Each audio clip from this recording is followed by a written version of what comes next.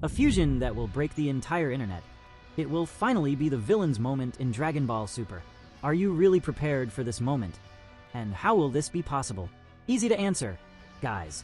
The new Universe 6 saga will bring this and much more. Stay tuned to the video from start to finish, and I count on you. Subscribe now, leave your like, and activate the bell. Frieza has always been a feared name throughout Universe 7, and his bloody history marked entire eras of domination and destruction. Even after being defeated by Goku on Namekusei, killed by Trunks in the past, and resurrected by multiple tricks, Frieza never disappeared. He persisted. He evolved. The golden form was only the beginning of his new rise, and now, with the introduction of his black form, obtained after years isolated in intense training in the hyperbolic time chamber, it became clear that Frieza had no intention of being just the villain of old. He aimed for the top, and this time, not the top of Universe 7, but the top of the multiverse. After the events of the second Tournament of Power, a new saga was unfolding, now focusing on Universe 6, with the promise of visiting other Saiyan planets, learning more about the culture of the Namekians of that universe, and mainly understanding the local power structure. Goku and the others would be taken beyond their own reality again.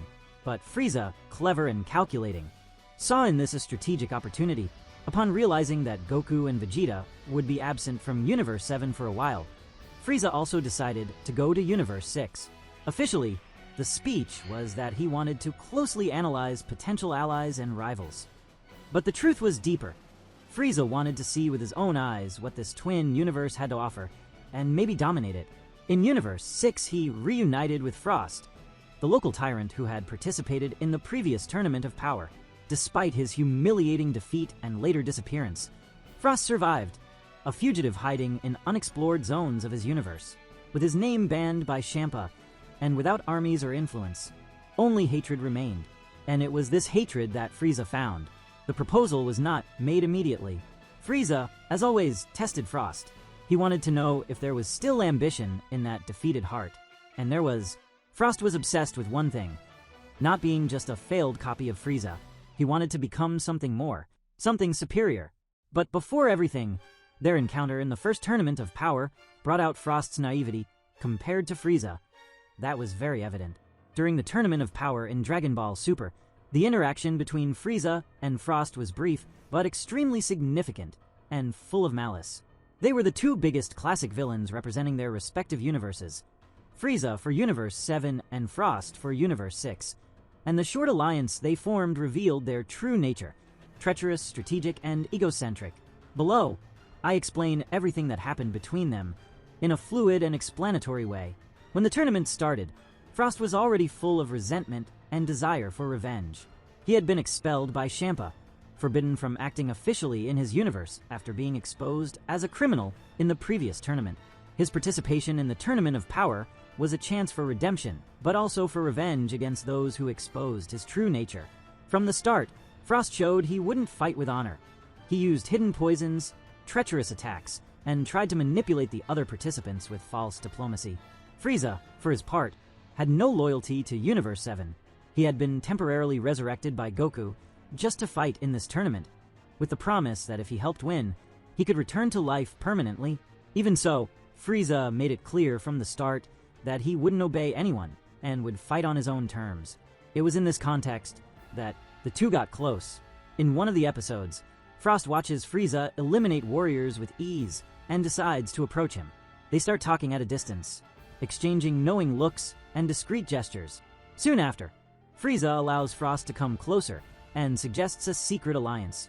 Both pretend they will fight each other, but Frost proposes they join forces to take down the Saiyans, Goku, Vegeta, and Caulifla, and then betray their own universes to survive together.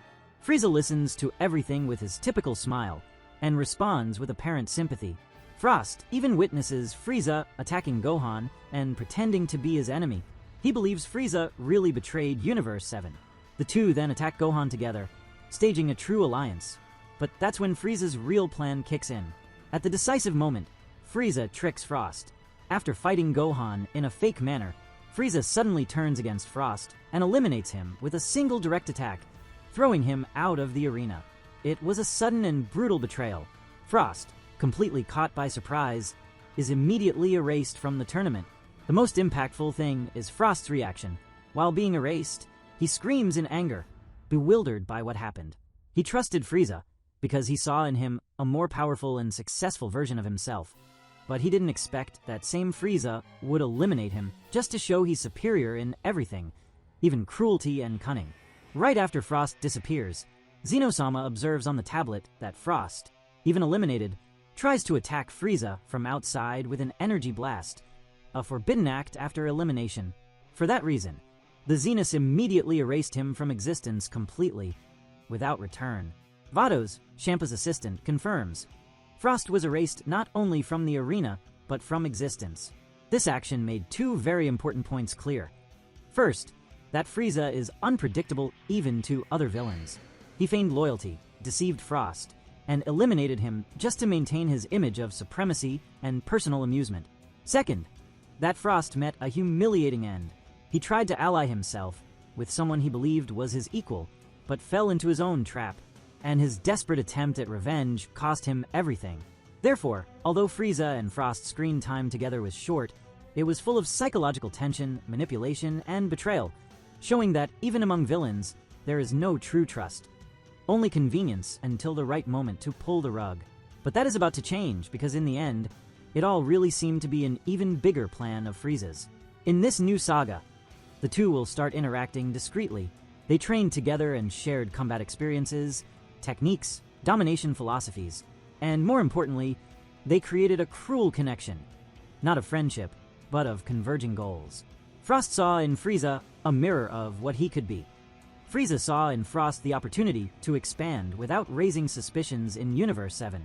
That was when the idea of fusion was born, not with dances, nor by play, but as a strategic ritual, planned by both to create an entity capable of rivaling any mortal or god. Frost was the pinnacle of malice, a cold, refined, calculating fusion with power beyond imagination. His form merged elements of the final forms of both, with a slender body, dark organic armor, and purple lines that pulsed as if the key was constantly in internal combustion. His eyes had a metallic shine, and his voice echoed with an unusual weight, as if two tones spoke at the same time, but in perfect sync. Frost did not waste time. Now commanding an army of marauders from Universe 6, he began conquering peaceful planets, offering a new proposal. Those who bowed to him would keep their freedom under imperial protection. Those who resisted would be obliterated. Chaos grew. Planets of Universe 6 began to collapse, and the gods realized something was out of control. Shampa, initially unaware, was confronted by Vados. He had left Frost too loose in the past. Now, he had a problem on his hands. Meanwhile, Goku and Vegeta, on a diplomatic mission with Kaba on planet Sadala, began hearing rumors about a new tyrant, a being too powerful to be Frost, but with tactics identical to Frieza's. Upon sensing Frost's energy for the first time, Vegeta immediately realized what had happened. This is not just Frost. Something is very wrong here. Goku, more curious than worried, anticipated. So that's it. Frieza found someone as evil as he is, and decided to become one. The new threat now had a name, a face, and ambition. Frost planned to invade planet Sadala, not for strategy, but for symbolism. He wanted to destroy the last bastion of the Scions of Universe 6, erase their roots, and then use this gesture as a declaration of war. But Goku and Vegeta would not let that happen. With the support of Kaba, Caulifla, and Kale, an alliance was formed. It was time to prevent this forbidden fusion from becoming the new emperor of the multiverse. What became clear is that Frieza crossed a line no other villain dared, giving up his own ego to become something greater.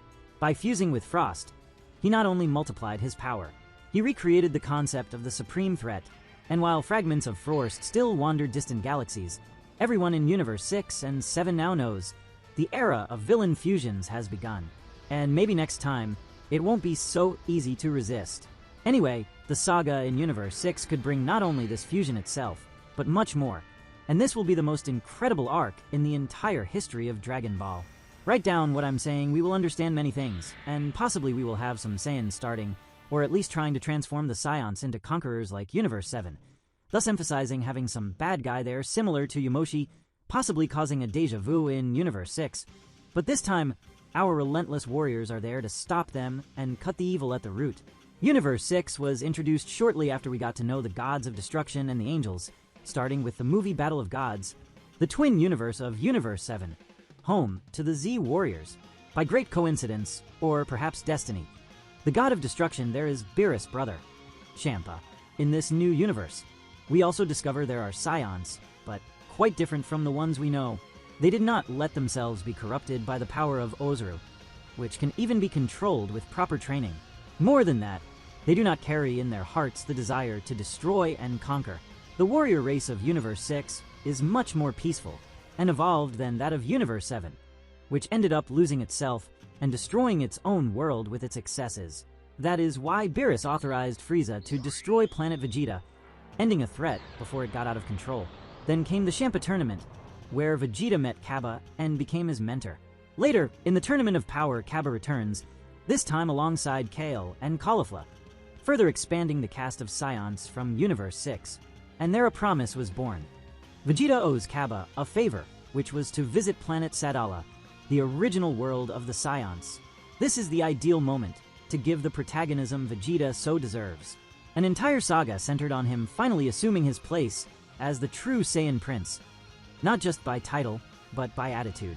On Sadala, he could find the current king, someone who might remind him of his father, King Vegeta, and even Bardock, Goku's father. It would be the perfect fusion between two legacies, royal pride and the warrior heart that fights for justice. This saga would seal Vegeta's maturation arc and open space for a new phase, both in power and purpose. Unlike other sagas focused only on battles, this could be about legacy, learning, and identity. Vegeta would shine. Goku would also learn from this experience. And Broly, yes, Broly, should also be part of it. It would be a unique chance for him to finally know his race, his home planet, even if in another universe, and experience something he never had: coexistence with his peers. Goku and Broly traveling to planet Sadala together would be one of the most exciting stories of Dragon Ball. Goku only had a glimpse of the Saiyan culture from Universe 6 through Cabba. Broly never knew anything besides savagery and isolation. For him, it would be an immense cultural shock. Upon arriving at the planet, the two would face a civilization completely different from the extinct planet Vegeta. No Frieza, no wars, no destruction. The scions of Sadala are defenders, not conquerors. A total contrast to the vision Goku and Broly have of their own race. Curious as always, Goku would certainly challenge Cabba, Caulifla, and Kale in friendly fights. Broly would have difficulty adapting, but would gradually learn something he never knew. It is not necessary to fight only for survival.